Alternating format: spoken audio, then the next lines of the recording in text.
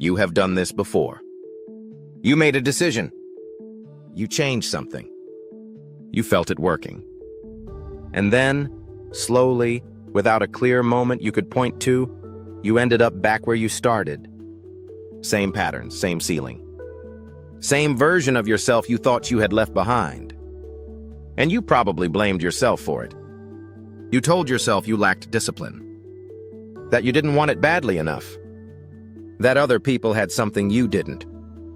But here's what research on the brain actually suggests. What happened to you is not a failure of character. It looks much more like a feature of how the system running your life was designed. And once you understand what that system is doing, and why, the pattern stops feeling like evidence of something broken in you.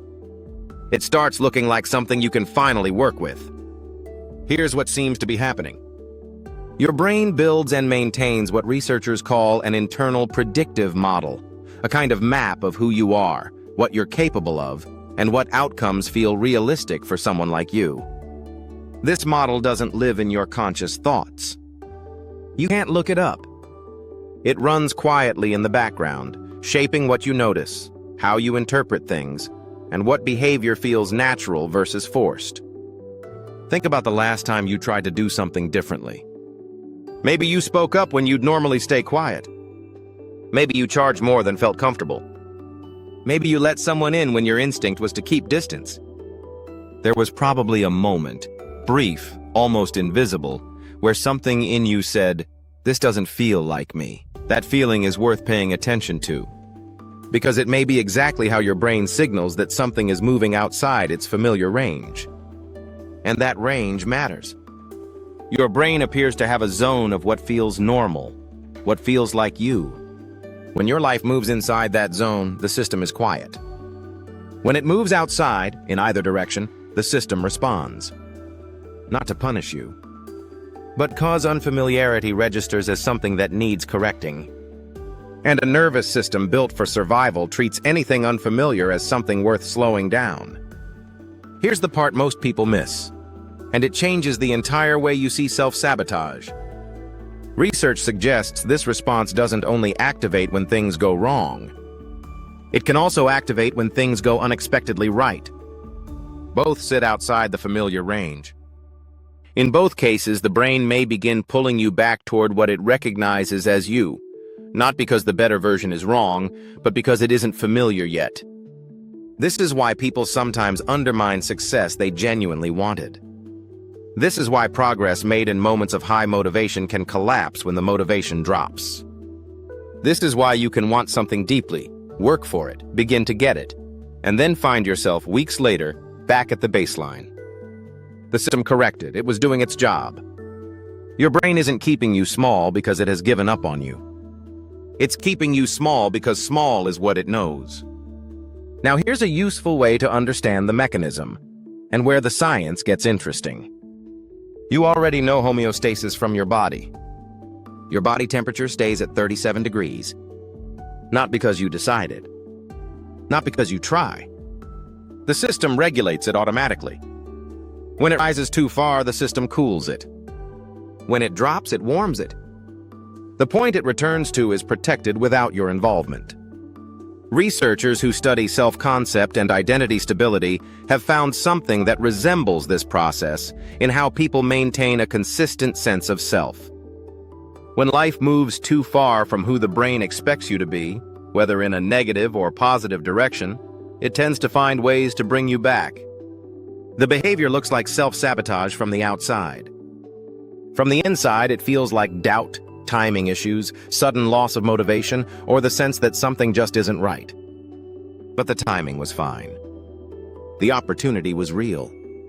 Something else pulled you back. This also explains something that most people find deeply unfair. Two people face the same opportunity. One moves toward it easily. The other finds reasons to wait, prepare more, make sure the moment is right. Same opportunity. But for one of them, that level of success sits comfortably inside their familiar range. For the other, it doesn't. And the brain of the person who hesitates isn't asking, "Is this good for me?" It's asking something much simpler. Does this feel like me? If the answer is no, even if the opportunity is perfect, the system finds a way to pause. If you only remember one thing from this video, make it this. You cannot outrun your familiar range through effort alone. You can push past it for a while, but effort runs out. And when it does, the system brings you back. Every time. Until the range itself changes. This is why the people who seem to change effortlessly aren't necessarily more disciplined than you. They may simply have a different familiar range. The behavior you're working so hard to maintain sits comfortably inside their zone. It costs them nothing to sustain. For you, the same behavior sits just outside yours, so every day you maintain it costs something. And that cost accumulates. Changing the range is not what most people think it is. It is not a mindset shift. It's not a single decision or a breakthrough moment or finally believing in yourself enough. Those things can be part of the process. But research on how the brain actually updates its predictions suggests something more gradual is required. The range appears to shift when the nervous system gets repeated, low-threat exposure to something slightly outside it, and nothing catastrophic happens. Each time you do the thing that felt outside your range and the world doesn't collapse, the brain registers. This was survivable. Do it enough times and the brain starts to treat it as normal. The correction impulse weakens. The range expands, not through a leap, through an edge. Repeated. Small actions, done consistently past the point where motivation is required, build the only evidence that actually moves the range. Not because they're impressive, because they're persistent enough to become normal. And when something becomes normal, when the brain stops flagging it as a deviation, the correction impulse stops firing. That's what people mean when they say something finally clicked. It wasn't a dramatic breakthrough. It was a threshold. The brain had simply seen enough evidence that the new version of you was safe, and it stopped pushing back. Your brain is not your enemy. It is a system protecting the version of you it knows best. And it will keep doing that, quietly, automatically, without judgment, until you give it enough evidence that a slightly different version is equally safe. That is the only thing it is waiting for. Not your motivation. Not the perfect strategy.